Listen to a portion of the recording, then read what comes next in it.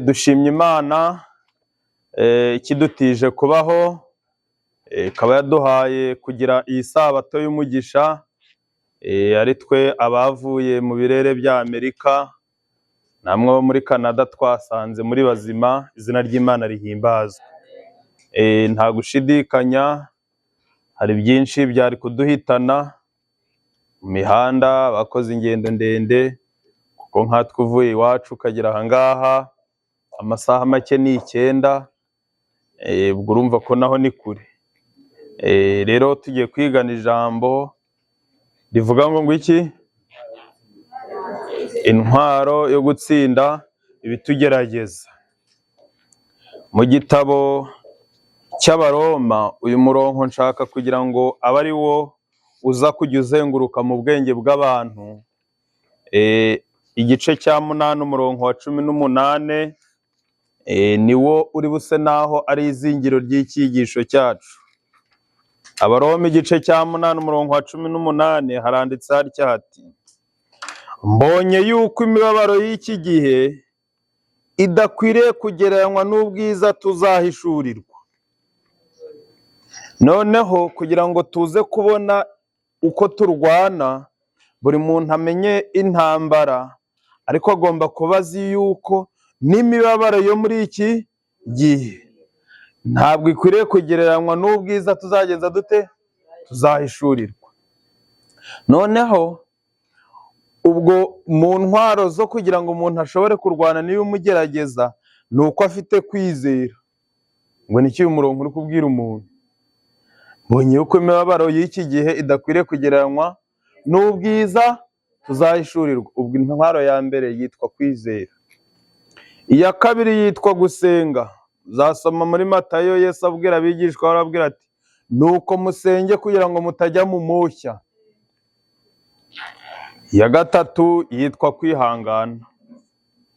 Igihe nikidukundira turavuga ibyo bitatu: kwizera, gusenga no kwihangana. Ni Abaroma 8:18 niho nasomye.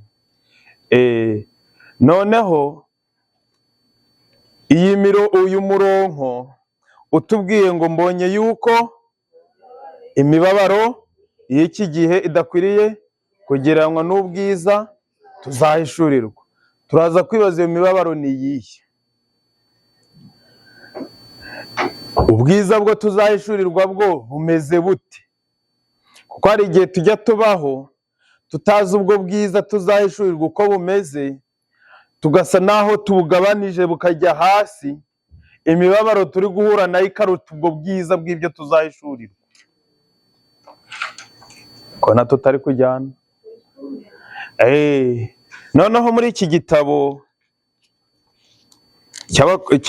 cya Yakobo igice cya mbere tugiye kwibaza iyo mibabaro iteye ite. Bibiliya iyitubwiraho iki? Yakobo igice cyaho cya mbere harimo aya magambo agira atya ati: amagere. Igitabo cya Yakobo igice cya mbere harimo aya magambo. Yakobo 1 umurongo ndumva ari uwa 2, ariko ndaza kujya nsimbuka kugira ngo tujyane. Yakobo 1 umurongo wa 2 haranditse ngo: bene data, mwemere yuko ari iby'ibyishimo rwose nimugubwa gitumo n'ibibagerageza bitari bimwe. Umwana agira ibye, umubyeyi w'umugore agira ibye, umugabo agira ibyo bimugerageza, umusore agira ibimugerageza, umukobwa agira ibimugerageza. Niyo mpamvu Bibiliya ivuze ngo ibibagwa gitumo bibagerageza bitari bimwe. Hari ufite ikigeragezo cy'abana batari kumwumvira, undi afite icy'inzara. Hari ufite icyo kurwaza. Ubwo bose bahuje ibigeragezo. Imibabaro ntago ari imwe. Umurongo wo hepfo wo wa 12, hahirwa umuntu wihanganira ibimugerageza. Bavuze bangahe? N'umwe. ntabwo noneho ari benshi, ntabwo ari kukubwira ngo hahirwa bihanganira. Buri muntu wese azahura n'ibimugerageza bitari rusange, ariko bitari bimwe. Abantu bose bazageragezwa muri rusange, ariko bageragezwa ibigenze bitandukanye. Rero ntabwo ari kukubwira kubera ko tufite ibibazo bitandukanye hahirwa uwihanganira ibimugerageza ku giti cye. Noneho ntitwumve ngo uriya murongo uvuga ibigeragezo ko ari rusange, buri muntu ajya atoraguramo ibye. Ubwo nituba turi kwiga wumva ibyawe, nurangiza ubwirwa uriya murongo uvuga ngo hahirwa uwihanganira ibimugerageza. Hepfo kuri uwo murongo ndakomeza, kuko namara kwemerwa azahabwa ikamba ry'ubugingo iry'Imana yasezeraniye abayikunda. Nagira ate? Azemerwa byagenze bite? Yihanganye. Murakoze. Nageragezwa akihangana azemerwa. Namara kwemerwa azahabwa ikamba ry'ubugingo. Ngaho nimusubiremo kugira ngo numve ko turi kujyana.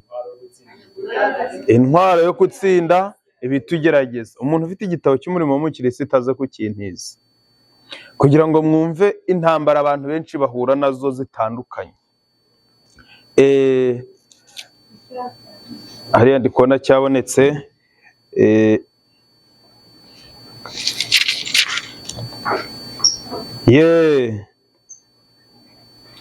Uyu murongo nshaka kugira ngo mwumve intambara buri muntu wese ajya ahura nazo ko zitandukanye n'iz'undi. Muri iki gitabo cy'umurimo w'umukirisitu hari amagambo nshaka kugira ngo nsome. Ni paji ya 231. Akagingo kavuga ngo icyo kwibukwa. Haranditse ati, mu mibanire yacu n'abandi tugomba guhora twibuka ko mu mibereho ya buri muntu harimo amabanga ahishwa amaso y'abapfu. Imibanire yacu twese y'umuntu n'undi, mu mibereho ye harimo amabanga agenje ahishwa amaso y'abantu bapfa. Hepfo, mu bwenge bw'abantu hari amateka ateye agahinda mu buryo bwimbitse arindanywa ifuhe ry'amaso y'umunyamatsiko. Mu bwenge bw'uwo muntu hari ibintu bibitsemo by'umwijima birindanywa amaso y'iki? Y'umunyamatsiko, kugira ngo Satani birindanwa ifuhe. Imana ikabirinda. Mu gitabo cyitwa Universe and Spirit, ntago nibuka page, hari amagambo avuga ngo Imana ijya inyereka ko ndi mubi, ndi umunyabyaha wo kurimbuka, ngo ikabihisha abandi bakabona ndi mwiza. Mbese wowe ukaba wabonye uri uwo gupfa, ubugingo buhoraho ntabwo ufite, ariko ikabihisha abandi, ikabirindana ifuhe, igakomeza ikakugirira ibanga, abandi bakabona nta marayika mwiza, nta muntu ukwiriye ijuru nkawe. Hepfo, muri yo harimo intambara zishaririye. Muri ayo mabanga ahishwe y'ubwenge, mbese arindanywa ifuhe, harimo intambara zishaririye. Hamwe n'ibimubangamiye, byashoboka ko impagarara zo mu muryango, kimwe muri ibyo, hari impagarara zo mu muryango zashegesha umuhati, ibyiringiro no kwizera uko bukeye n'uko bwije. 231. Byashoboka ko ibyo bintu yagiye arwana byagiye bishegesha umuhati we, ibyiringiro uko bwije n'uko bukeye. Abo barwana intambara ishaririye, bene abo bashobora gukomezwa gusa cyangwa guterwa akanyabugabo no kwitabwaho koroheje, gusaba umuhati urimo urukundo gusa. Mbese bene abizo ntambara zashaririye ntibakeneye ibihamya byo kubabwira ngo mwabafarisayo b'indyarya mwe, mbese ngo bakeneye ngo umuhati n'urukundo n'iki kindi n'impuhwe, kandi byoroheje bisaba kwihangana. Kuri bene uwo indamutsi ikomotse ku nshuti yiringiwe inshuro nyinshi ifite agaciro karuta k'izahabu n'ifeza. Amagambo yo kumwifuriza ibyiza ashobora kugira agaciro kameze nk'ako kumwenyurirwa n'abamarayika. Mbese kuba bamubwira ati Uwiteka aguhire, ati komera, shikama, nta joro ridacya, n'iritari ryagenje rite ryarakeye, ngo bene ngo ayo yonyine ngo ameze nko kumwenyurirwa abamarayika. Ubwo abo ni abambere. Hariho nigeze numva ngo yari afite umugabo, ngo umugabo kera bakiyorosa ibirago, umugabo yageraga mu buriri muri za nzu zo muri Kongo batasigirije, bapfuye guteraguza ngo akaryama ashinze amavi, ikirago cyose kikaba ari we kiberaho, umugore akarara ari gututwa n'imbeho. Yabyuka mu gitondo akaba yabaye umweru, umwera wamufashe kubera yambeho, wamaza ngo nibagiwe kwisiga. Bene nk'uwo ngo ijambo rikomotse ku nshuti yiringiye rimeze nko kumwenyurirwa n'abamarayika. Hari undi mugabane wa kabiri. Nanone kandi hari imbaga y'abantu ihora ihanganye n'ubukene. Hari uwarwanya intambara za zindi zo mu nzu imbere. Hari uwo nzi twari duturanye kera mu nkambi, umugabo yaramukubitaga, umugabo agahita asohoka hanze agaseka akaririmba indirimbo, umugore agasigara kwitotomba ngo kandi iki kintu kizanyica. Abantu bakaza bakagira ngo uwo mugore ngo aritatsa, naje kuzumva yuko yagije kuzagira ikibazo cya kurwara pararizi bitewe n'ibyo bibazo, kuba umuntu yagukocora ntumenye, abandi bakabona mbese ari wowe uri gutabaza, mbese uri kwisarisha. Kubura rero bene uwo muntu nibura ukubwira ngo ihangane bishobora gutuma umuntu asara.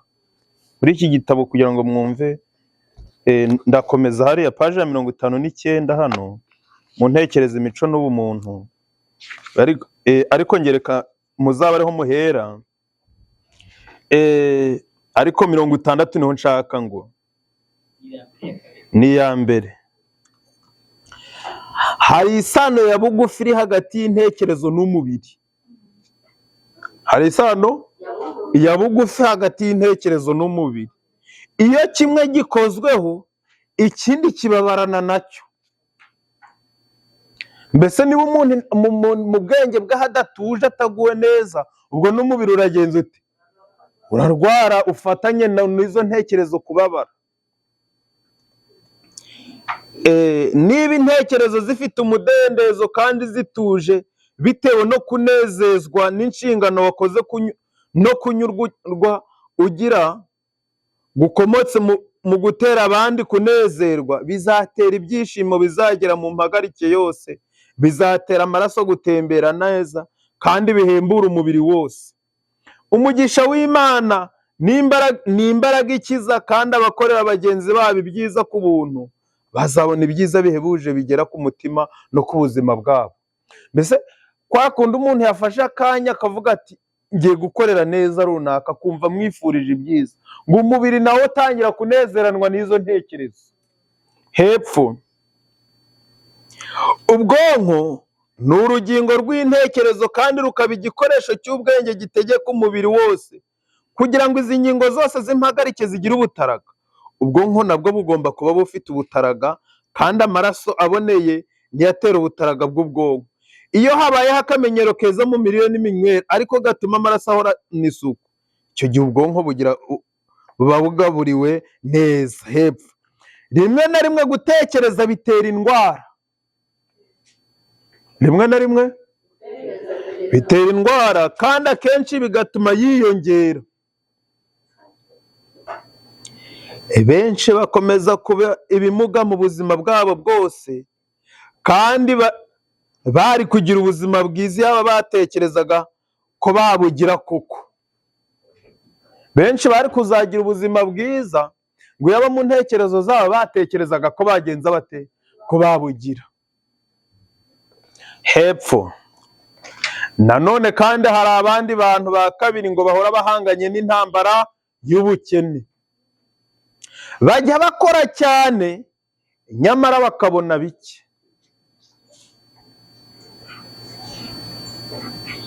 Batajya bashobora no kumara amakene yibanze mu buzima. Amakene yibanze mu buzima ndayahe? Ni ukurya no kugira ibyo wambara. Ni nabyo Yesu yavuze ngo niba mufite ibyo kurya n'imyambaro bibahagije mugenze mute, munyurwe nabyo. Ugasanga umuntu ntafite ipantaro ebyiri zo yahinduranye kandi atarigeze ayanywera, bakaba barya ku manywa nijoro ntibarye kandi adasiba akazi. Noneho hepfo umuhati uremereye, kubura ibikenewe n'ubwihebe biremereza umutwaro wabo. Noneho hari kwibaza ati ejo ndamutse mfuye aba nabasigaye. Noneho ngo umutwaro ukagenza uti, ukaremera. Hakwiyongeraho uburibwe kuri ibyo bibazo yari afite, kuba akora cyane ntabone ibihagije, kuba yibaza aho azasiga abana be bikaremereza umutwaro we, noneho haba hiyongeyeho n'uburwayi bigatuma ubuzima buhinduka umutwaro usa n'utakwihanganirwa. Abaremerewe n'amaganya kandi bakandamijwe ntibazi aho bakwerekeza amaso yabo ngo babone ihumure. Mwifatanye nabo mu ngorane zabo, mu bigeragezo byabo, mu ntimba no mu bibaca intege. Ibyo bizakingura imitima yabo, mubone uko mubafasha. Mubabwire amasezerano y'Imana, musengane nabo kandi munabasabire, muhembure ibyiringiro muri bo. Hari benshi ubuzima bubereye intambara ishaririye. Hari benshi ubuzima bushaririye. Muzabisoma, Dawidi we yigeze abitangaho urugero. Zaburi ya 35 ariya magambo ndayagarukaho. No kuba umuntu yabana n'abandi, kubana n'ababi nabyo n'indi ntambara isharira. Kora mutanyumvisha. Kubana n'abantu babi, abe mu nzu, abe guturana, aba bavandimwe, nayo n'indi ntambara igisharira. Zaburi ya 35:11 aranditse ngo, abagabo b'ibinyoma barahagurukaga bakandega ibyo ntazi bakabimbaza. Ibyiza nabagiriye bakabyitura, ibibi bikampindukira nk'imfusha. Umunyarwanda yavuze ngo witurwe ineza n'uwo yayigiriwe ngo bagenza ate, ngo abagira Imana. Ariko njyewe iyo barwaraga nambaraga ibigunira nk'ababarisha ubugingo bwanjye kwiyiriza ubusa, ngasenga ncuritse umutwe mu gituza, nkamera nk'aho ari inshuti yanjye cyangwa mwene data urwaye, nkiyunamira nkambara ibyo kwirabura nk'uborogera nyina. Ya 35 nahereye 11. Ariko we bene abo iyo barwaraga yababarishaga ubugingo bwe kwiyiriza ubusa, akabasengera ngo Imana ibatabare. Mwumve 15 noneho ngo ariko ncumbagiye barishima. Noneho we yarari gusenga ati Mana umufashe, umurwayi w'umukize. No yakumva uwiwanyu yarwa, ariko se ngo sibo birinde ngo barwara kanseri bate. Kandi ubwo noneho izo ntambara z'ubwo burwayi yakwikubitiraho n'ibyo bintu by'abamucini by'abavuze, nawe kwiheba kukiyongera. Eko ubundi ko nirinze, ko nanze kunywa iryo tabi, izo nzoga sinazinyoye, izo nyama narazirinze, none ngewe ndwaye kanseri. Umunywi w'itabarangije 90 atararwara kanseri y'ibihaha. Niho hano Dawidi avuze ngo ncumbagiye bagenza bate, barishima. baraterana, ubwo igiterane gihita gihaguruka. Abatagira umumaro banteranira sinabimenya, baranshishimura ntibarorera, bampekenyera amenyo nk'uko abakobanyi bakora, bakobana ibiteye isoni aho abantu basangirira. Mwami uzageza he kundeberera gusa? Kiza ubugingo bwanjye kurimbuka kwabo, icyo mfite rukumbi gikiza intare. Nzagushimira mu iteraniro ryinshi, nzaguhimbariza mu iteraniro mu bantu benshi. Iyi ni intambara. Nawe subiza inyuma amaso urebe izo wagiye unyuramo. Intambara z'amagambo nazo zikiyongera, zahura n'ibibazo wari usanzwe ufite bikaba umutwaro. Ndi kuvuga iby'imigani mutazi. Rero no hano bari kuvuga ngo hari benshi ubuzima bubereye intambara ishaririye, biyumvamo ko ari abanyantege nke kandi ko ari abahanya, ndetse batizera, bibwira ko ntacyo bafite cyabatera gushima. Amagambo y'imbabazi, indoro yuje impuhwe, kugaragaza ko bahaye agaciro, byatera imitima yigunze yabaye umuhigo w'intambara zishaririye nk'igikombe cy'amazi akonje kuwishwe n'inyota. Ijambo ririmo urukundo, igikorwa cy'ubugiraneza, byakura imitwaro iremereye bikabije ku ntugu zinaniwe. Kandi buri jambo ryose na buri kimenyetso cyose cy'urukundo hari ukwigaragaza ko urukundo Yesu yakunze umuntu wazimiye. Bene uko kubigaragariza abantu. Hari abantu isi yashaririye ibatera ibibazo ku buryo kibaremerewe. Urundi rugero ndabaha ni uwitwa Ntege nke, ngo we ibibazo byamubanye byinshi agera ubwo avuga aya magambo. Paji ya 97 ni icyigisho cya 15, ngo yajyaga areba abandi bishimye, ngo akabitegereza, ngo bikamutera n'umujinya. Mwumva ko yari yarageze ubwo yiheba. Ntege nke yari ari kuvuga ati, iyaba byashobokaga nkeneye umeze nkanjye ngo tujyane. Yajyaga arebye mu bantu, mwese ntabwo twagerana mu ijuru, ntabwo mumeze nkanjye. Naho mwese murakomeye kandi mufite imbaraga, nahitamo rero gusigara inyuma kuko ndi n'akamuga ku mubiri, aho kugira ngo mbe umutwaro kuri njye ubwanjye no kuri mwe. Nababwiye ko ndi akanyantege nke ari mu mubiri no mu bugingo, kandi ibyo abandi bashobora kwihanganira njye bintera uburwayi. Si byose? Ibyo abandi bajya bashobora kwihanganira byagenzaga bite? Bitera uburwayi. Nawe hari ibyo abandi ujya ubona bashoboye kwihanganira kumva wapi. Hari abantu indyo, hari n'abantu bashobora guteka ibyo kurya bakaba bateka ibirimo ubunyobwa akaba yarwara allergie akajya gupfa. Ibyo abandi bashobora kwihanganira we bikaba bigenje bite? Bikamunanira, ariko ntako atagira. Hari aho bonzi bahura n'umuntu kwatunga urusuma akarwara, hari impumuro gusa. Hepfo aranditse ngo kandi ibyo abandi bashobora kwihanganira njye bintwera uburwayi. Bwa mbere sinkunda ibitwenge. Hepfo sinakunda n'ibibazo bidafite umumaro, mfite intege nke cyane ku buryo njye nshidikanya ku mudendezo abandi bagira. Ntabwo nzi ukuri kose, ndi umukristo w'injiji, nk'iyo numvise umuntu yishimira mu mwami birambabaza. Mbese iyo mvise abantu baririmbye mu nzu bateye indirimbo bahimbawe, hayatanya ngo baranaho ngo yamyuka ngo irabafashe.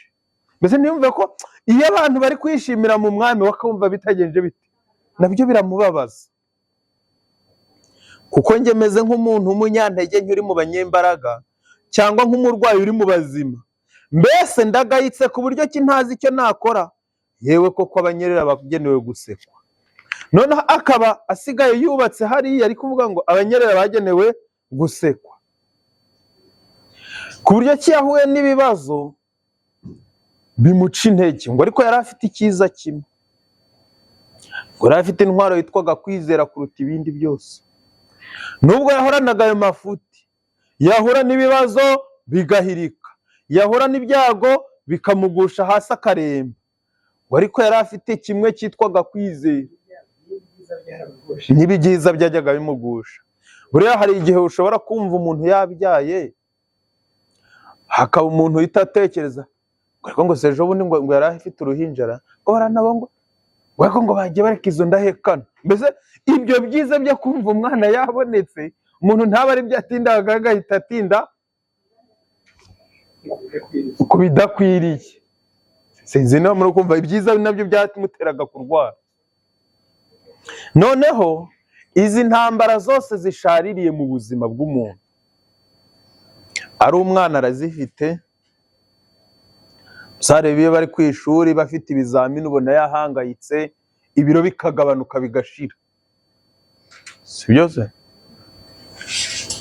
Ari umubyeyi ari kwibaza icyo abana, akazi kahagaze ari kwibaza icyo abana be bari burye, n'amavuta ntamufata. Umuntu yagira ibyago yaburuwe, n'indi ntambara ishaririye irushijeho.